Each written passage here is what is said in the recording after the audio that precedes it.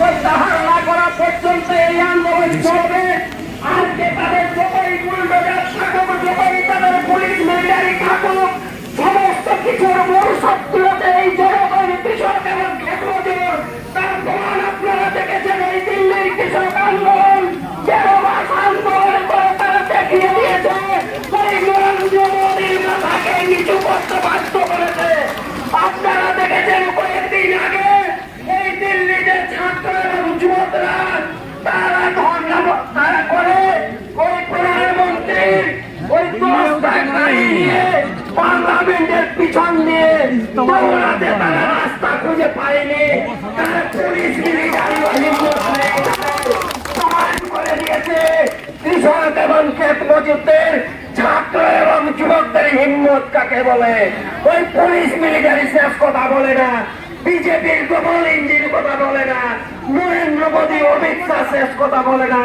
শেষ কথা বলে জনগণ, শেষ কথা বলে কৃষক, শেষ কথা বলে দুনিয়ার মজদুর।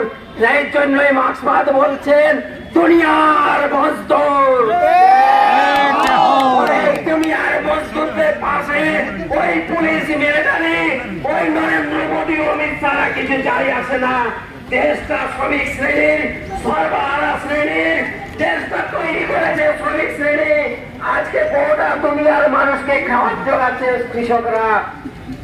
আপনারা জানেন এই ভারত সরকার আমেরিকা একটা চুক্তি করছে, আমেরিকা এবং ভারত বাণিজ্য চুক্তি। আমরা যে এখানে লাল শাক, পুঁই শাক বিক্রি করছি, কাঁচা লঙ্কা বিক্রি করছি, আর এখানে বিক্রি করার কোনো সুযোগ থাকবে না। দুগ্ধজাত জিনিস কিছু থাকবে না। দানা জাতীয় সমস্ত ডাল সব আমেরিকার থেকে আসবে। এইখানকার কৃষকরা মারা যাবে। এমনিতেই কৃষকের ফসলের দাম পাচ্ছে না। সমস্ত দিক থেকে আজকে চূড়ান্ত সংগ্রাম আছে। সরকারের নাম করে মানুষকে জীবিকা খারাপ করে দেওয়া হচ্ছে। তারা কোথায় যাবে? আমাদের বক্তব্য পরিষ্কার, খারাপ কোনো হকালুচ্ছে চলবে না। বিভিন্ন জায়গাতেই চলছে।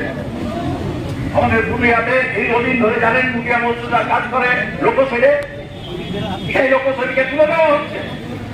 500 মুখিয়া মজদুর সেখানে কাজ করে তুলে দেওয়া হচ্ছে। তাদের কাজের কি হবে, বিকল্প কি হবে, সেই ক্ষেত্রে কোনো তথ্য নেই। এইগুলোর বিরুদ্ধে আমাদের লড়াই। এগুলোর বিরুদ্ধে শিক্ষাকে ভিডিও ভিডিওই দিল হচ্ছে। আপনি বস করো মডেলস আছে। আজকে আমাদের সবাইকে শক্তিশালী করতে হবে। এরপরে আপনাদের সবাই বক্তব্য রাখছে সবাই কাশীনাথ ব্যানার্জি, কৃষক সভা। বন্ধুগণ, আমাদের এই যৌথ সংগ্রাম, এই সংগ্রাম কবে শুরু হয়েছে? আজকে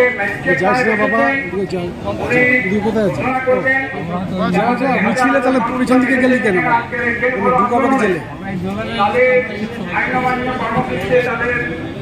আমাদের কারাবরণ করবেন, কারাবরণ করতে হবে, ঘোষণা করবেন এবং আমরা আইন অমান্য করছি। এইটা কিন্তু আমাদের শুরু। যে বিষয়গুলো নিয়ে আমরা সংগ্রাম আন্দোলন করছি এগুলো হচ্ছে একবারে কর্পোরেট সেক্টর, ধনী শ্রেণী, তাদের যে পাহাড়দার বিজেপি, তার বিরুদ্ধে গরিব মেহনতি মানুষের লড়াই।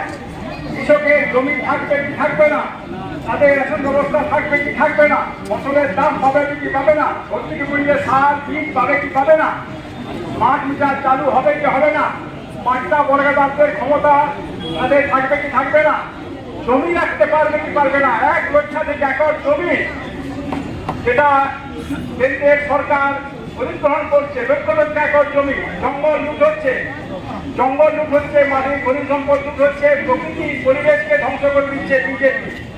এবং আমাদের বলছে তোমরা রাম নাম করো, তোমরা গোমাতার পূজা করো, তোমরা গোমূত্র খাও, গোবর খাও, তাহলে তোমরা ভালো থাকবে। বুদ্ধিজীবী সম্প্রদায়ের একটা অংশ যাদের অনেক টাকা পয়সা রোজগার করে, তারা আমাদেরকে বিভ্রান্ত করার জন্য অভিযান হিসাবে টাকা অর্থ নিয়ে বিনিয়োগ করছে। আজকে শুভেন্দু অধিকারী ঘোষণা করেছেন যারা জরুরি অবস্থার সময়তে ইন্দিরা গান্ধীর সঙ্গে হাত মিলিয়েছিল, ইন্দিরা গান্ধীকে সমর্থন করেছিল, ভয়ঙ্কর আক্রমণ হয়েছিল বামপন্থীদের উপরে, আমাদের উপরে, তাদেরকে উনি গণতান্ত্রিক সেনা হিসাবে 10,000 টাকা করে 325 জনকে উনি ভাতা দেবেন, কিন্তু কৃষককে ভাতা দেবেন না, শ্রমিকদের কাজ করেন না। বলছি শ্রমিকদের 42,000 টাকা ন্যূনতম মজুরি চাই।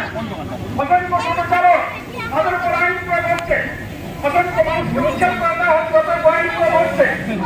আর আপনারা সেটাকে তো কিছু বলবেন, তারা তো সরকারের দাসত্ব করে, আপনারা জানেন তাদের সংবিধানকে তারা অনেক বন্ধুরা, আপনারা এতক্ষণে জঙ্গলমহলের টিভির পর্দায় দেখলেন যে রাজ্য জুড়ে বামফ্রন্ট কর্মীদের যে উৎসাহ জেল ভরো কর্মসূচিকে উপলক্ষ করে, সেই উৎসাহ কিন্তু চোখে পড়ার মতো ছিল।